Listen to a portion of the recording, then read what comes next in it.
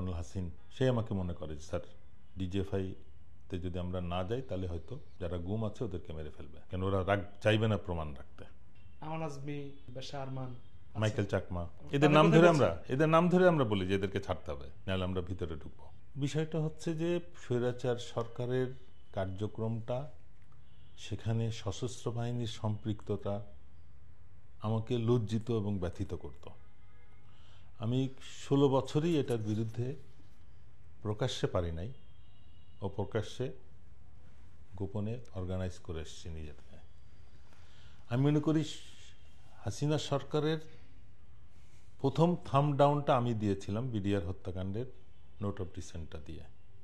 তারপরের থেকে সরকার আমার বিরুদ্ধে লেগে যায় এবং আমার জন্য চাকরি করাটা ডিফিকাল্ট হয়ে যায়, আমি চাকরি ছাড়তে বাধ্য হই।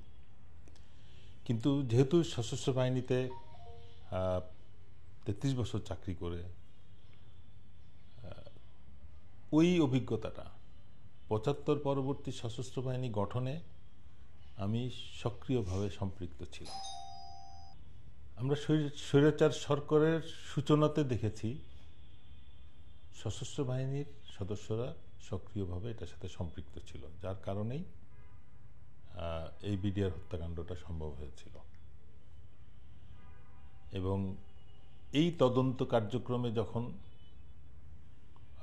আমাকে বাধা দেওয়া হয়, আমি নোট অফ ডিসেন্টের মাধ্যমে আমি মনে করি হাসিনা সরকারকে প্রথম আমি থাম ডাউন দিয়েছিলাম।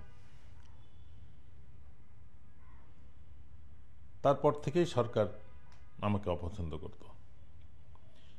কিন্তু আমার 33 বছরের চাকরিতে সশস্ত্র বাহিনীর প্রতি যে ফিলিংটা ছিল, কেননা আমি 75 পরবর্তী সেনাবাহিনী যখন প্রকৃত অর্থে গঠন শুরু হয় প্রেসিডেন্ট জিয়ার শাসনামলে, সেই সময় আমরা চাকরিতে জয়েন করি এবং পুরা বর্তমান 9 সাল পর্যন্ত যে সেনাবাহিনী সশস্ত্র বাহিনীর উন্নয়নটা হয়, এটার সাথে আমি সরাসরি সম্পৃক্ত ছিলাম। এই ফিলিং থেকেই কিন্তু আমি চেয়েছি যে সশস্ত্র বাহিনী কলঙ্কমুক্ত হোক।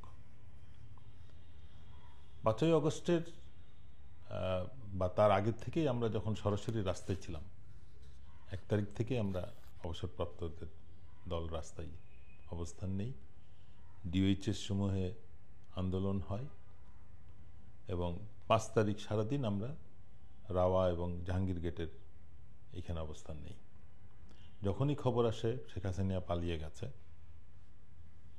তারপরে সবাই একটা বিজয়ের সেলিব্রেশন মুডে চলে যায়। আমি মনে করি ওইটাই সব থেকে ভুল হয়েছে।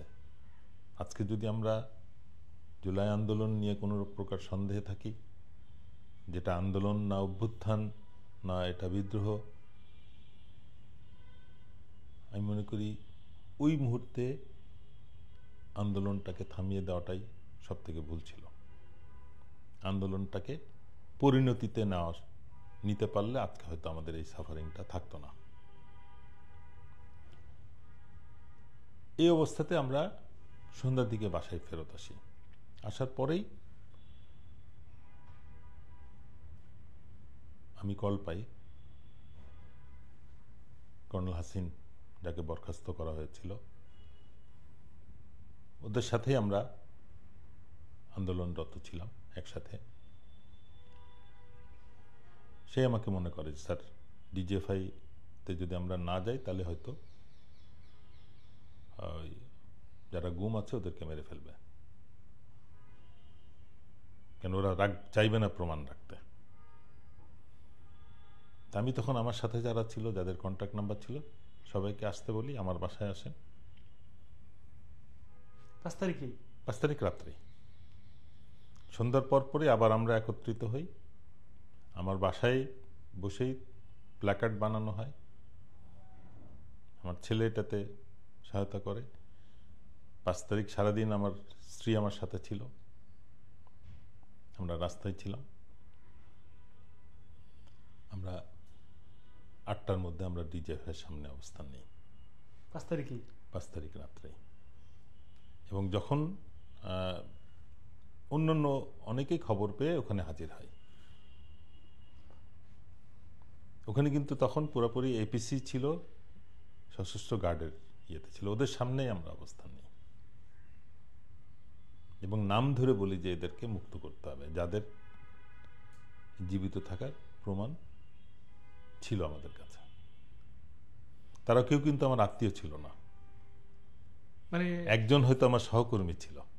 মানে আমি যদি একটু বলি যে আমান আজমি বা জামাতের নেতার যে সন্তান বেশা আরমান বা যারা আছে, মাইকেল চাকমা, চাকমা, হ্যাঁ, এদের তাদের নাম কথাই ধরে বলছি। আমরা বলি যে এদেরকে ছাড়তে হবে, নাহলে আমরা ভিতরে ঢুকবো। Oh my God! তো ওই পরিস্থিতিতে তখন ডিজিএফআই বঙ্গভবনের ভিতরে ছিলেন এবং তারা আমাদেরকে আশ্বস্ত করে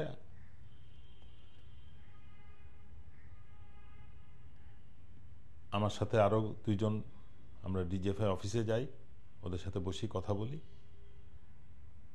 যখন সেনাপ্রধান দায়িত্ব নেয় যে হ্যাঁ তাদেরকে মুক্ত করার নিশ্চয়তা দেওয়া হবে, যদিও ওটার সাথে কিন্তু ছিল, যদি থাকে, আমরা বলেছিলাম যে আমরা জানি আছে, সুতরাং তাদেরকে ছাড়তে হবে। এই পরিস্থিতিতে আমরা ওই দিনই রাত্রে দেখলাম ব্যারিস্টার আরমানকে ছাড়া হলো, কিন্তু 2 দিন ধরে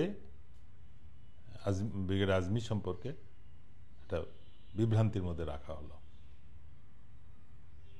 6 তারিখ আমরা পেলাম না, 7 তারিখও সকালে আমরা শুনছি ব্রিগেডিয়ার আজমি তার বাসায় চলে গেছে, আবার শুনলাম তার পরিবারের কাছে আছে, আবার শুনি তার রাজনৈতিক নিরাপত্তা হেফাজতে রয়েছে। বিকালের মধ্যে আমরা নিশ্চিত হই যে তাকে ছাড়া হয়নি। এটা কি 7 তারিখের কথা? 7 তারিখ বিকাল, 7 তারিখে বিকালে 5টার দিকে আবার ওই ডিজিএফ এর যে অফিসার, যার সাথে আমরা মিটিং করেছিলাম, অলরেডি 6 এবং 7 আমাদের দেখা দেখি মায়ের ডাক বা অন্যান্য গুম যারা পরিবার ছিল তারাও ডিজিএফ এর সামনে দিনের বেলা অংশগ্রহণ করে। আপনাদের দেখা অবস্থা দেখি। নাই, আমাদের দেখা দিই, আমাদের পরে ওই দিন রাত্রেও মায়ের ডাক এসেছিল, 5 তারিখ রাত্রে। 6-7 তারা আরো বেশি মোবিলাইজড হয়ে ডিজিএফ এর সামনে অবস্থান নেয়। ওই 5-7 তারিখ বিকালে যখন আমি ওই ডিজিএফ এর অফিসারের সাথে কথা বলি, তখন তাকে আমি সতর্ক করি যে দেখো, মায়ের ডাকের সাথে অন্যান্য গুম পরিবার যারা গত 2 দিন ধরে অবস্থান নিয়েছে ডিজিএফ এর সামনে, তারা কিন্তু আমাদেরকে আমন্ত্রণ জানিয়েছে তাদের সাথে যোগ দেওয়ার জন্য, যে যেহেতু তোমার সাথে আমার একটা কমিটমেন্ট আছে, আমরা কিন্তু যাই নাই। তা আজকে রাত, মানে 7 তারিখ রাত, আমি তখন আলটিমেটাম দিই, আজকে রাত্রের মধ্যে যদি ব্রিগেডিয়ার আজমিকে না ছাড়া হয়, তাহলে কিন্তু কালকে সকালে আমরা ওদের সাথে ডিজিএফের সামনে অবস্থান নিব। এই সতর্ক বার্তার পরে আমরা পরদিন সকালে তার মুক্তির খবর পাই। এটা কোনো, তার সাথে কোনো রক্তের সম্পর্ক, আত্মীয়তা, কোনো কিছুই না। দায়িত্ববোধ থেকে এই সমস্ত অবসরপ্রাপ্ত যারা সামরিক অফিসার, সশস্ত্র বাহিনীর প্রতি তাদের ফিলিং, তাদের দেশপ্রেম, তাদের সততা, সব কিছু মিলিয়ে আমরা সবাই উদ্বুদ্ধ হই এবং ডিজিএফের সামনে অবস্থান নিয়ে সশস্ত্র বাহিনীর কলঙ্ক মুক্ত করার একটা অংশ হিসেবে আমরা এই কার্যক্রমে অংশ নিই। আমাদের ব্যক্তিগত কারো কোনো স্বার্থ ছিল না।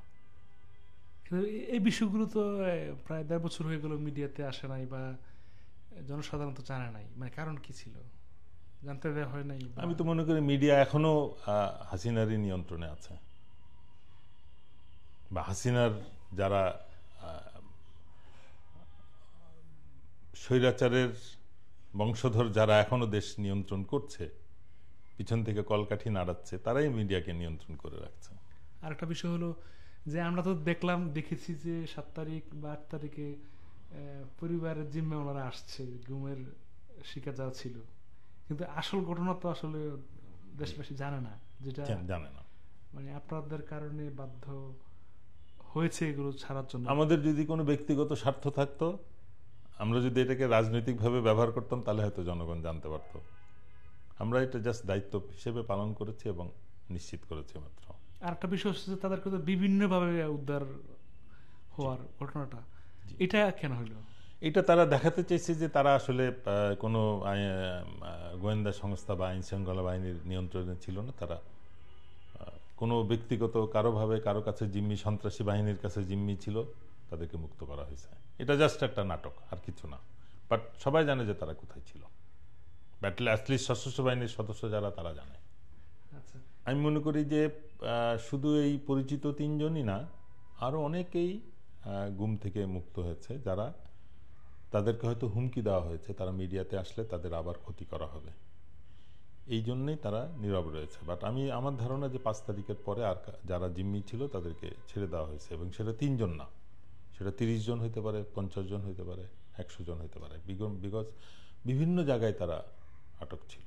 আচ্ছা, কিন্তু এখানে আরেকটা বিষয় যে শুধু যে আমান আজমি বেশা আরমান তা না, একেবারে সাধারণ মানুষও কিন্তু শিকার হয়েছে। মানে এগুলোর কারণটা কি বুঝলাম না। মানে একেবারে আমরা যেটা শুনেছি জামালপুর বা বিভিন্ন জায়গা থেকে একেবারে সাধারণ মানুষকে, দেশব্যাপী মানুষকে টেররাইজ করার উদ্দেশ্যে ছিল। কোনো রকম সরকার বিরোধী কোনো রকম আলাপেই যেন কেউ না আসে, কার্যক্রম তো দূরের কথা। যে কেউ ফেসবুকে বা সোশ্যাল মিডিয়াতে কোনো কথা বলতো বা কোনো পোস্ট দিত, তাদেরকেই ধরে কঠোর এরকম নির্যাতনমূলক পরিবেশে নেওয়া হতো, যাতে অন্যরা সতর্ক হয়। এটাই রিপ্রেশন বা বলা হয়।